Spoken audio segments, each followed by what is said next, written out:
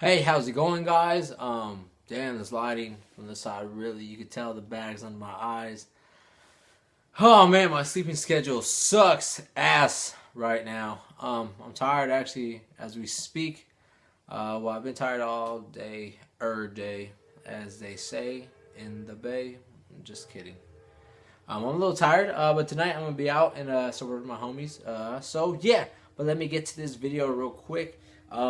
Like I said in a video that you might have seen earlier today, that I uploaded today, I'm gonna be covering something on the Terminal Mix 4. Now I was gonna put it head to head against the SX because they both are 4 channel controllers, but I started doing some research and for the price point, the SX just really shits on it. But another $600 controller is the Pioneer DDJ SR, which is also USB powered.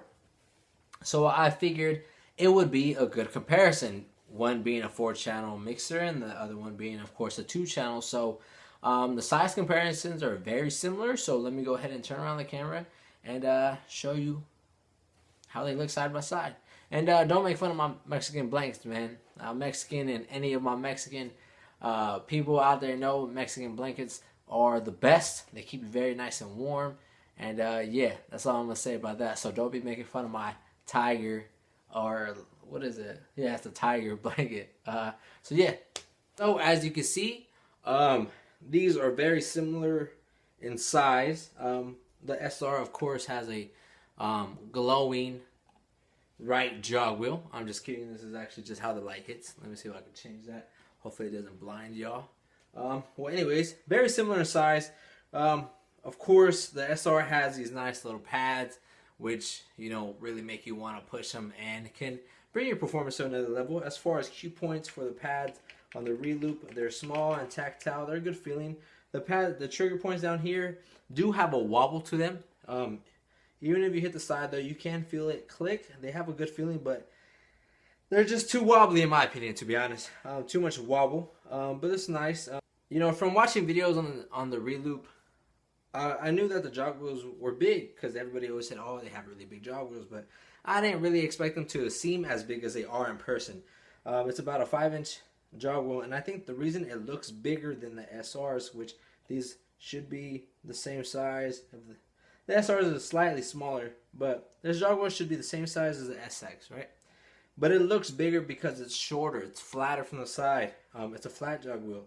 Of course, either one of these or neither one of these controllers has any type of jog wheel illumination that you would find on a more expensive controller as the SX or a very similarly priced controller as the BCI 380. You do get 4 channels with the Reloop, but what I do not like about this is that it's very crammed. It's 4 channels, but it's very packed into one. In person, when I first looked at it, it looked kind of crammed up to me, a little bit too busy. As far as scrolling, the SR, has a very tactile, scrolling knob right here. Very tactile, very nice. But I do like where the Reloop put theirs. It's right smack in the middle, very easy to see. Nice and shiny, so you can't miss it in a dark nightclub. I wish it would have been a little bit more tactile. It's a little more smooth. The SR has more of a click to it, but that's not a big gripe. That's just me being a bitch. The pitch fader on the Reloop are longer. I'll give you that. But there's no center click on them. But there is a light, so when you do hit, 0, it does light up, which is nice. As far as the SR, you don't get that, but you do get a click. So that's cool, I guess. Your effects are both on the top. As you can see, very similar. You have, of course, the beats on the far right, and yeah, all the other effect controls are. It basically mirrors each other as far as that. So let me bring the camera a little bit closer. This is just to show you the size of it side by side. You can see that the Reloop is, I guess you could say, deeper, which women should like. I'm kidding. I am kidding. But yeah, it's deeper or longer, which I guess bigger is better. As far as wider girth, I guess you could say, you can clearly see that the SR is longer by a couple of inches. Not a big deal. not super big. So let me change the camera angle and show you guys the back of it and up close and personal, more on the features of both, because I know from up top here you're pointing at shit, but I don't see what the fuck you're pointing at. So let me go ahead and change the camera angle. And yeah, a quick look on what I was talking about just a moment ago as far as the pitch. There you can see that little circle, that little glass or whatever it is, plastic, that does light up when you hit the 0 point on your mark. Your key lock is right there, as well as your range for your pitch. This is where it's big. It's a really big difference when it comes to relay controllers. Now on the newest, and I apologize once again about the shakiness. I know my bitch ass hasn't got a proper tripod or a proper camera, but it's coming soon, I promise y'all. Anyways, the big difference on the relay controllers is their, I guess you could say, their cue points, their cue point pads. On this controller, it has none. I know on the new Terminal Mix 8, it does have one, and I will try to get one here in my studio, aka bedroom, very soon. Well, there's an effects section, and as you can see, there's your trim. Your master is right down in the middle. You have a booth, your headphones, your cue mix, your sampler volume, which I do like, that it's a knob rather than a fader knob, which is the same on a SR. But you can see what I'm talking about. Well, there's all your crates and stuff, and there's your big old shiny knob that you're gonna want to be using. But you can see what I'm talking about as far as how it looks crammed. You could look at it and kind of get lost. Well, maybe not lost, but it just looks really close together. Now, you know, it's just enough space for my fingers to get through, and I don't have super fat fingers. So for those dudes that ladies love with them fat fingers, I'm just kidding. But you know what I'm saying, it might be a little tough. Now the jog wheel is really nice and big, and as you can see, it's not a smooth surface. It's I guess you could say mimicked vinyl, but it does feel pretty nice on your fingers. I do like the outside tracking though. It was nice. Using these was real nice. The fader, I have to admit, the crossfader is very butter, very light, a nice click to it. But the up faders is where, oh man, I didn't like. They do have a nice tension, and they do have a nice, you know, little fade, and you could, I think you could adjust it. I'm not sure. I didn't really mess with it, but you can see how close these are together. Now, if you have all, say you're using channel 1 and 2, you're gonna have these down. Now, for my dudes that want to scratch, you can see where this can come in the way. You're saying if I'm trying to crowd scratch, my finger's gonna catch. You know what I'm saying? So you're gonna want to keep these up. Not only that, in a dark nightclub, these are so close together that it might be a problem with this being so close together. You might drop down channel 4 thinking that you have something on there. One also thing that I noticed is you can see, anyway, where it says power, right under it, it says MIDI, right? Now, anytime you move a fader, a knob, that MIDI little sign blinks blue, and it kind of got annoying to me, to be honest, because I, you know, use a crossfader a good amount of times. So yeah, I was like, ah man, stop blinking blue. But that's just me being a bitch. Like I said earlier, there's your shift button, and here's all your trigger points. And as you can see, it does have a little wobble to them, but nevertheless, you could hit it on the corner and you still hear that click, which is a good thing, I guess. On the front panel, let me zoom out. On the front panel, you get your mic, which I do like. I like the mic coming out the front. Your level for it. Your tone, which is cool. I guess you have somewhat of an equalizer for it. Your mic, your input routing for the mic. You also have phone online, your level. This is where your channels go through. Now, if you want C and A to be on the left side, or you just want A to be on the left side and your C to run through, that's where you handle that. This is for your crossfader curve, as you might need if you're trying to cut it up and be like DJ Qbert. Know what I'm saying? Usually when it comes to the outside faders, the faders that I don't use on the up faders, I usually just put them on through, to be honest. It just says Loop Serato, and then you have your headphones, which you have a tone for, which is nice. You know, you can boost, you know, the highs or the lows. You have a small jack, big jack, keeping it simple. Back, it's very similar to the SR. except you're able to get this DC in. I don't know. I didn't unbox this. I don't know if it comes with one. I know if it doesn't. I'm sure you could purchase one from Reloop. You know what's better on this than the SR is you don't have to switch between the both. I know on the back of the SR, as I'll show you in a little bit, you have to switch as far as what those outputs are going to. It's either going to be a mastered unbalanced or a booth RCA out. And then you have a input, which is nice, and you have a switch right next to it, which is line or phono. So I guess you could plug a turntable onto this and ground it. And yeah, that's basically it for the back. So let me zoom over to the SR, as you guys have seen, and do a quick overview and just compare the two. As far as on the back, you also have an aux in, but your level for it is on the back, which is cool, I guess. And that's RCA. Then you have your booth level, and this is your level for that. And I am not for, level knobs on the back of controllers or mixers. I just would like it on the front or on the top, just because in a dark nightclub, or if you have your controller or mixer in a case, it's hard to get to, and you don't know which way is, volume up or volume down. And this is what I was talking about as far as the switch. I don't know if you can see it, but you could hear the click. You can either change this to a booth RCA out or a master RCA out. On the Reloop, you have both. And then, of course, you have your master out, which is 1/4 inch. Now, build quality on both. The Reloop is heavier, feels sturdier. It feels like it's steel or something. It's very solid. I didn't expect it to be that solid, to be honest. I thought it was going to be, a little flimsier. But it's a very solid mixer. The SR is still solid as well. Nothing taken against it, but the Reloop does feel sturdier. It's a little bit more beefier, I guess you could say. Now, I'm comparing the two only because they're both in $600 price range.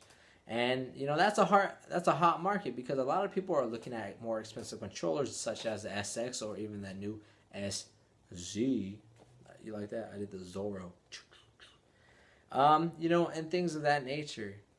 Right now, those are the controllers that dominate the market. And for $600, I guess you could say it's in between a beginner controller and a professional. You get a lot of the features that higher end controller does have. With the SR, and you also get exclusive. Like on the SR, you get pad effects, and it's already ready to go with Serato DJ. Like I said, I didn't unbox the Reloop. It was a friend of mine, and she just said, "Hey, you can take it home and play with it if you want." And me being a geek horror, I said, "Sure." So I'm here making a video, and shouts out to DJ Janetti for letting me use her Terminal Mix 4. I know you could use it with Virtual DJ, of course, and Virtual DJ is very big for a lot of people. I was under the impression, I'm under the impression that you could use Serato DJ with it. So I don't know if it came with a serial code or something like that, but when I tried to plug it into my computer and use Serato DJ, and it said run the demo or upgrade. So I just ran it and played around with it with Serato DJ Intro, which is very similar. I look at it like this: if you do have to upgrade and buy Serato DJ, which I'm not sure, and to be honest, I probably should have did research to let you guys know. But if you know this, then you're probably like, leave a comment down below explaining this. So if it comes with Serato DJ, then great. Because I thought about it like this: what if it doesn't? What if you're buying this used and you don't have Serato DJ? You're gonna plug it in, and you might have the same problem I did, and you want to buy this controller for you to video mix at your mobile gigs, because video mixing right now is on the rise. Now, if you're using Virtual DJ, you're not going to give a fuck, because you can I can't even talk. You can video mix with Virtual DJ just fine with it. But if you're trying to use Serato and or Mix Emergency, which is now officially compatible with Serato DJ, you're not going to want to have an extra expense that you would have, that you wouldn't have with the SR. Now, 4 decks is nice. Me personally, I don't use 4 decks, but for some people that do, it's good. One thing I do notice though, the filter on the channels on the Terminal Mix sounds a little sweeter, to be honest. I always, maybe I'm just used to Pioneer's, high and low pass filters, but the Terminal Mix has a very nice filter on each channel. As far as jog wheels, The actual surface of the Reloop Terminal Mix 4 feels better on your fingers, just from me coming from always feeling vinyl and playing on turntables.